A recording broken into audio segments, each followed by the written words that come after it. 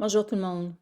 Alors, cette semaine, je vais vous parler de 3 sources de souffrance qu'on peut éviter. Donc, ça, c'est très intéressant parce qu'il y a des types de souffrances qu'on ne peut pas éviter, comme les passages obligés, et il y en a qu'on peut carrément éviter. Donc, aujourd'hui, je vais vous parler de l'ignorance. Donc, l'ignorance, ça veut dire choisir consciemment ou inconsciemment, ça dépend, de ne pas envisager ce qui est inévitable et de ne pas se préparer à ce qui est inévitable. C'est ça de l'ignorance. Souvent parce que je veux m'en sauver, parce qu'il y a toutes sortes de bonnes raisons que la tête nous donne de ne pas l'envisager et de ne pas se préparer. On peut croire, et c'est ce que j'entends souvent, que si j'envisage, par exemple, l'inévitable, c'est quoi? C'est tous les changements qui sont inévitables sur Terre. Ce que les humains ont appelé les changements obligés. Est-ce que c'est vraiment obligé? C'est carrément inévitable. Donc, si je ne veux pas voir que ça change, que tout change, c'est sûr que je vais souffrir. Parce que quand ça va arriver, ça va être encore plus compliqué. Donc, pourquoi c'est une source de souffrance quand je ne choisis pas en conscience de les envisager et de s'y préparer? Je vais vous donner des exemples après, OK? Parce que quand c'est vécu, parce que c'est vécu chez tout le monde, c'est perçu comme étant une injustice. J'en ai parlé dans un live précédent. C'est perçu comme si la vie nous arrachait quelque chose. Et c'est perçu comme ça parce que j'ai choisi de ne pas le regarder en face. Parce que j'ai pensé que ça allait être pire ou parce que j'ai pensé que peut-être plus tard ou peut-être pas moi. J'ai déjà pensé ça. Tu vois, moi, je vais m'en sauver de ce parcours-là. Alors, je vous dirais que l'ignorance choisie consciemment ou inconsciemment, c'est plus souffrant quand on rencontre des passages tels que le deuil, la fin de vie, la maladie, particulièrement d'Alzheimer, parce qu'il y a des formes de maladie qui guérissent évidemment. Et ce qui est intéressant à conscientiser ici, c'est que c'est plus souffrant dans ces passages-là parce que les repères qui vont nous permettre d'avancer, ils sont beaucoup plus subtils. Exemple, si ma maison passe au feu, c'est un deuil. Par contre, je peux me construire une autre maison pendant que je suis en vie. Donc, ça veut dire que pendant que je le traverse, c'est pas facile parce que je perds les objets, l'endroit qui me faisait sentir bien, mais j'ai le choix de reconstruire ailleurs. Quand j'arrive dans les deuils de vie, qui, soit dit en passant, nous concernent absolument tous, eh bien là, on n'a plus de repères concrets, terrestres. On ne peut pas reconstruire quand on est en fin de vie, quand on traverse un deuil. C'est irréversible. Ça ne va jamais revenir en arrière. La maladie d'Alzheimer, pareil, c'est des deuils constants jusqu'à la fin de la vie. Et c'est pour ça que c'est plus souffrant quand on ne veut pas le savoir, quand on ne s'informe pas, quand on ne se prépare pas. Parce que tout à coup, ça tombe et il n'y a plus de repères. Et je le répète, les seuls repères qui nous restent sont subtils. Qu'est-ce que ça veut dire? C'est que je suis à ce moment-là appelée, et ce verbe-là est très léger, pour pas dire obligé, de trouver d'autres repères. Et ces repères-là, c'est des repères qui ont un lien avec la foi, avec l'invisible. Quand je parle d'ignorance, ça veut dire que je peux choisir de me poser ces questions-là avant que ça arrive. Je peux me demander qu'est-ce que je fais sur Terre? Qui suis-je véritablement? Qu'est-ce qui reste de moi quand je vais mourir? Qu'est-ce que je peux nourrir au quotidien qui partira pas? Je peux tous les jours me poser ces questions-là.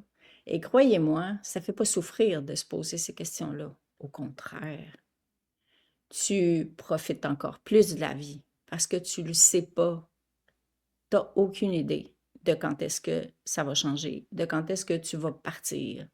Tu sais que ça va arriver, même si tu ne veux pas le savoir, mais tu ne sais pas quand, puis tu ne sais pas comment. Alors, au lieu de se retrouver dans un marasme émotif, de s'en aller dans la peur de perdre, tu vas de toute manière mourir. Alors, pourquoi tu te ferais souffrir davantage en anticipant la peur de perdre un être cher, qui va de toute manière se produire, plutôt que d'envisager le fait que, ah ouais, OK, ça fait partie de mon passage terrestre. Alors, maintenant que c'est une vérité, c'est même pas une possibilité, comment je me prépare? Comment je le regarde? Comment je m'accroche après autre chose qui va jamais partir? C'est ça la foi. La foi, c'est pas être soumis. Ça veut dire décider de développer des croyances qui m'élèvent, qui me rassurent, qui m'apaisent, qui me permettent de traverser ça. Est-ce que j'aurai la preuve un jour que ces croyances-là sont réelles et que c'est la vérité? C'est pas le but. Une croyance, ça n'a jamais eu comme objectif d'être une vérité. Une croyance, c'est tout simplement quelque chose après quoi tu t'accroches pour te permettre justement de continuer d'avancer, de donner du sens au non-sens, de te permettre d'en faire une occasion de grandir, de t'élever. Puis oui, ta tête va te dire, en quoi ça peut m'élever? Je me sens dans le fond du trou.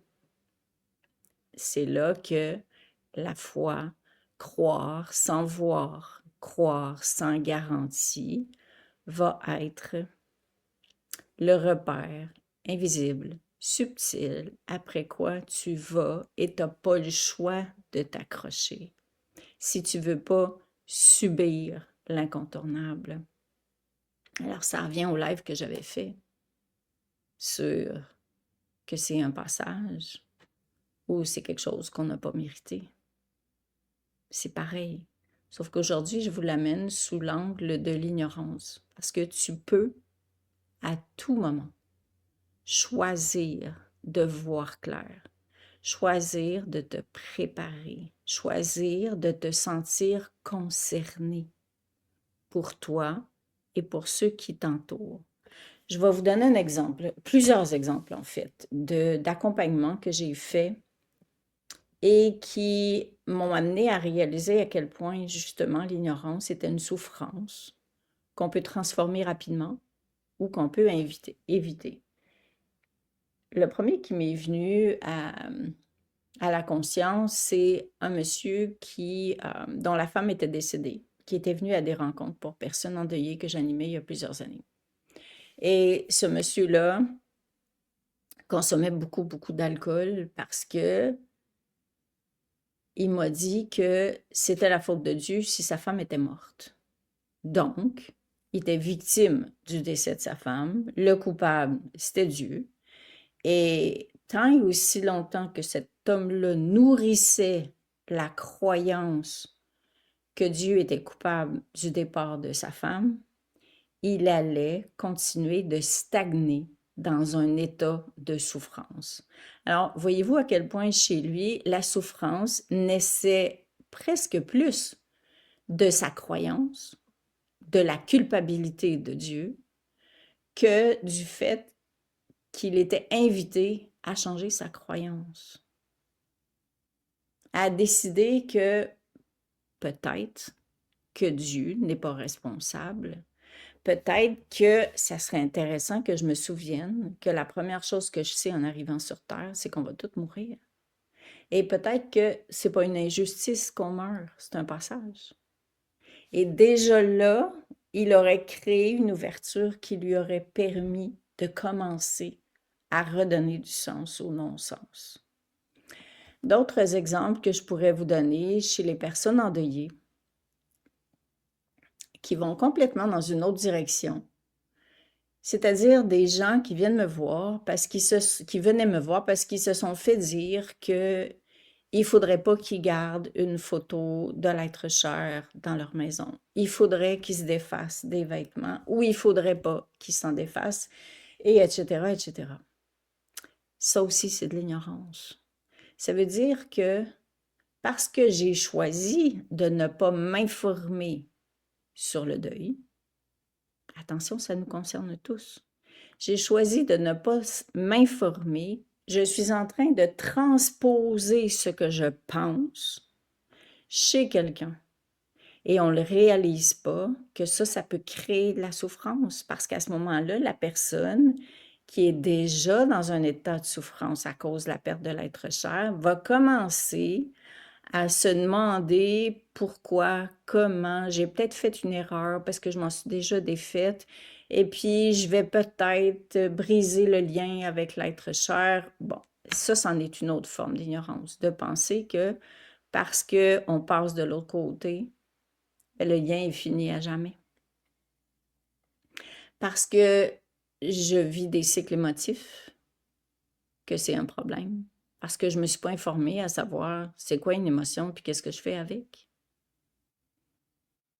Et des exemples aussi simples que quelqu'un qui, pendant 6 mois, s'est torturé mentalement parce que elle était persuadée que sa belle-famille la rejetait. Le mari était décédé parce qu'il ne l'appelait pas. Donc, la tête est en train de se faire des scénarios de ce que le cœur ne comprend pas. C'est de l'ignorance. Parce qu'à partir du moment où elle est venue s'informer, prendre conscience d'une autre forme de réalité qui pouvait exister, qui était moins souffrante, elle a réalisé, en consultation, que la belle famille, c'est pas parce qu'il l'aimait pas, c'est parce que c'était trop souffrant de la rencontrer pour le moment, parce que c'est leur fils qui était parti. Alors, voyez-vous, toutes ces sources de souffrance-là qui sont rajoutées aux passages qui sont inévitables et qui sont complètement déclenchées par l'ignorance.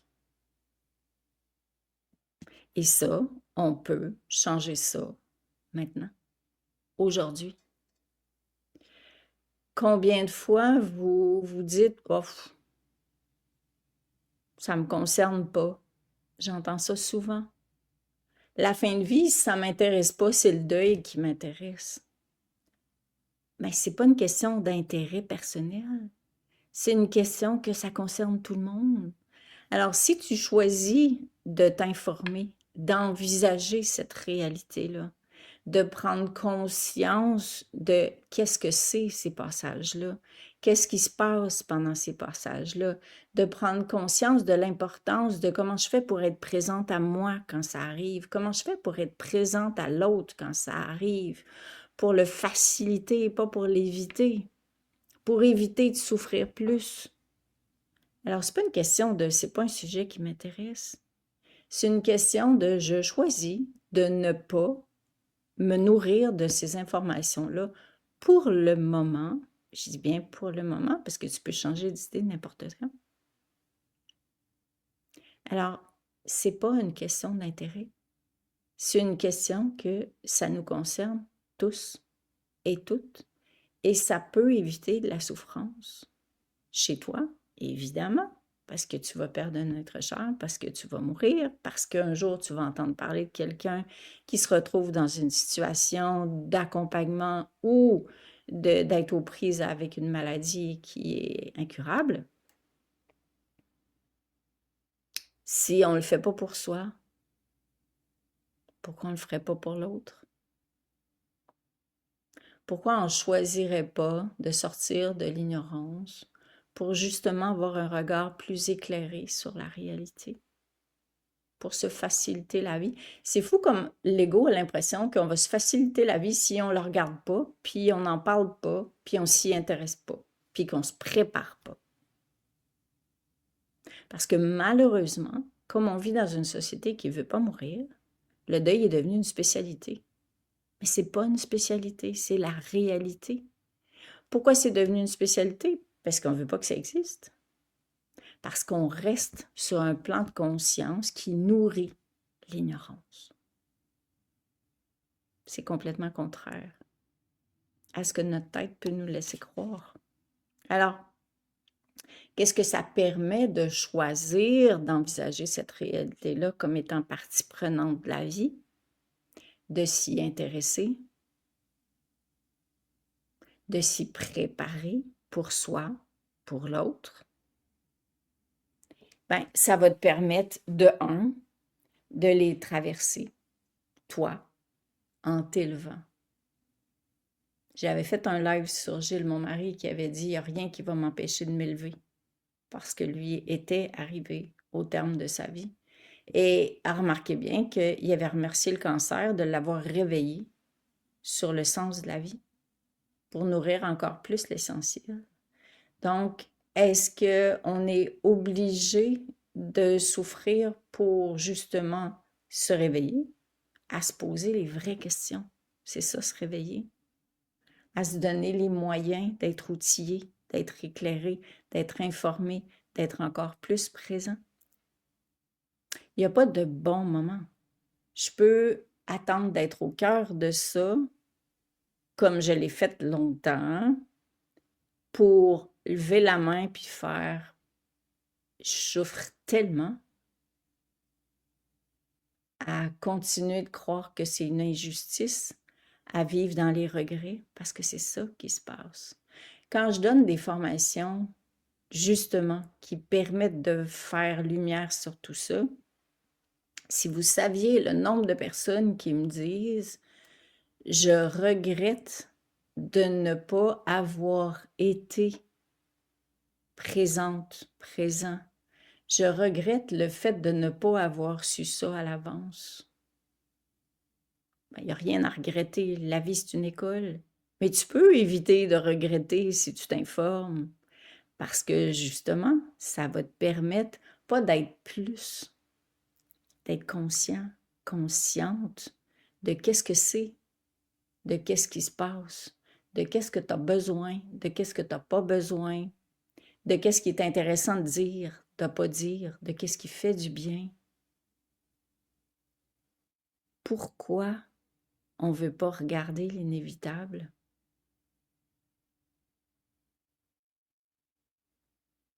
Alors, aujourd'hui, tout, mais absolument tout, nous ramène, et ça va continuer, à redonner du sens au non-sens. Et il n'y a aucune autre porte qui permet de redonner du sens au non-sens que la porte du cœur, que la porte de l'invisible, que la porte de la foi ou de la croyance, croire sans voir. Il n'y en a pas d'autre. Parce que tout le reste, ça ne fait pas de sens. C'est que ça.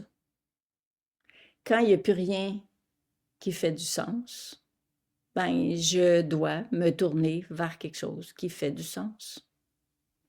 Et le dilemme qu'on a, c'est que la tête n'aura jamais de preuves.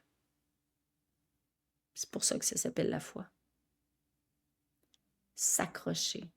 Choisir de croire plutôt que de choisir de nourrir l'ignorance. Choisir d'établir une croyance qui, moi, me parle, qui, moi, me permet d'avancer, qui résonne pour moi. Et ce choix-là, on ne nous l'a pas donné souvent. On nous a imposé des croyances spirituelles.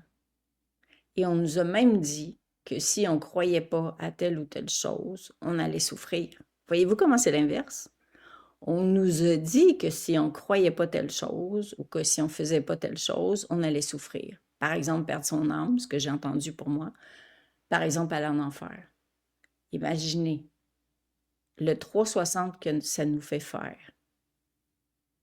Ton humain a appris et t'a fait croire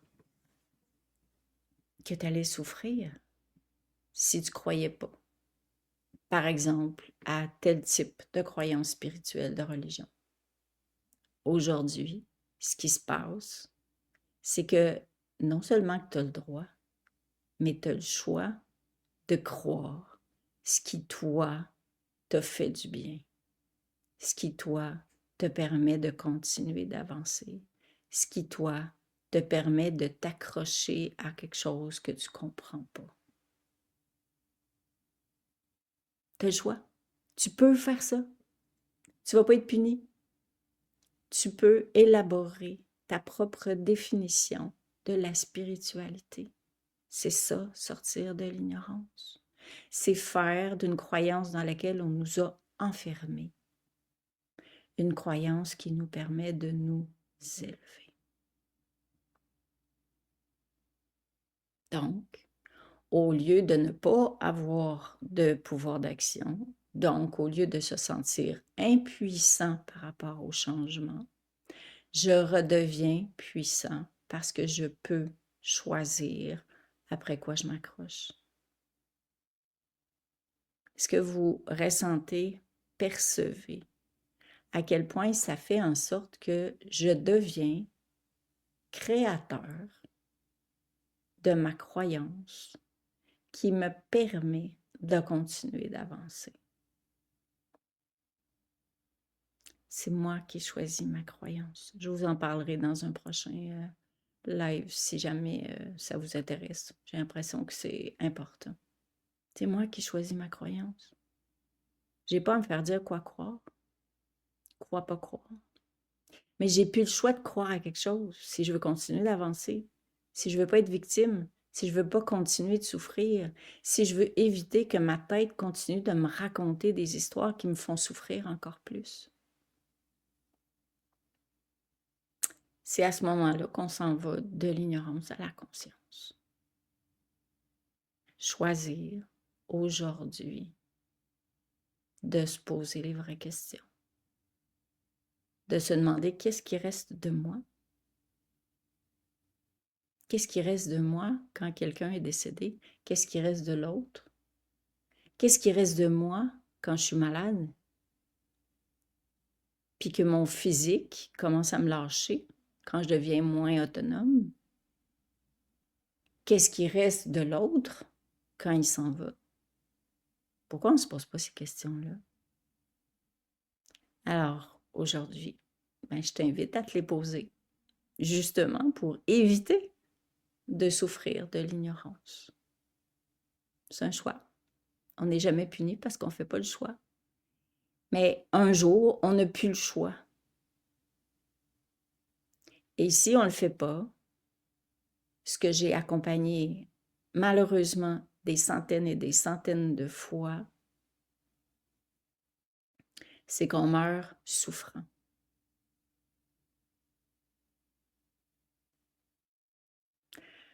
On ne peut pas se raconter d'histoire quand on arrive à la fin de notre vie. Si on a choisi de ne pas regarder l'essentiel, de ne pas se préparer à partir à vivre, à mourir, à tout ce à quoi on est attaché, quand on part, on le sait qu'on est passé à côté de la vie. On le sait qu'on est resté dans l'ignorance. Notre cœur le sait. Et on est obligé de se pardonner d'avoir vécu dans l'ignorance pour pouvoir mourir le cœur en paix. C'est pas ce que je vous souhaite, mais vraiment pas. Parce que quand on quitte la terre, puis qu'on a fait de chaque passage une occasion de s'élever, on le sait que notre vie a eu raison d'être. C'est très différent. On se dit pas, j'ai été victime du deuil puis de la fin de vie 12 fois dans ma vie. On se dit, j'ai eu le courage, l'humilité et la force d'en faire quelque chose, de m'accrocher après quelque chose. Et où est-ce qu'on s'en va, vous pensez, après ça, de l'autre côté? Mais dans le même espace que tu as choisi de nourrir pour t'accrocher quand tu rencontres un passage. C'est la même affaire. C'est la même chose. Alors voici mon premier live de cette semaine. Et le deuxième et le troisième, je vous parlerai de d'autres sources de souffrance que vous pouvez carrément éviter. Et ce qui me vient de vous dire en conclusion, c'est que quand vous choisissez de faire quelque chose de ce que vous traversez, vous n'êtes pas obligé, de toute façon, vous n'avez pas à raconter vos croyances à tout le monde. Vous n'avez pas à vous justifier et à vous expliquer. Mais vous inspirez les gens. Quand vous avez traversé un passage en conscience, vous n'êtes plus ce que vous étiez, vibratoirement. Et ça, les gens le sentent. Ils ne savent pas trop pourquoi, mais ils savent que vous avez changé. Ils voient ce que vous étiez avant et ils voient ce que vous êtes devenu. Et ils viennent d'avoir la preuve subtile que le fait que vous ayez traversé en conscience les passages obligés, difficiles, incontournables, c'est bizarre, hein? Vous avez encore plus de lumière dans les yeux.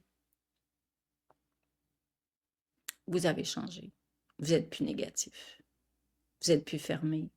Vous n'avez plus peur de l'incontournable parce que vous en avez fait quelque chose quand c'est arrivé.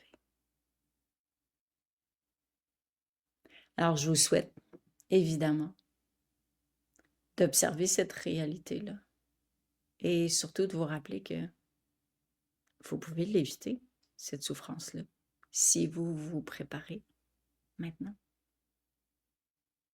Alors là-dessus, je vous dis à la prochaine cette semaine. Bye.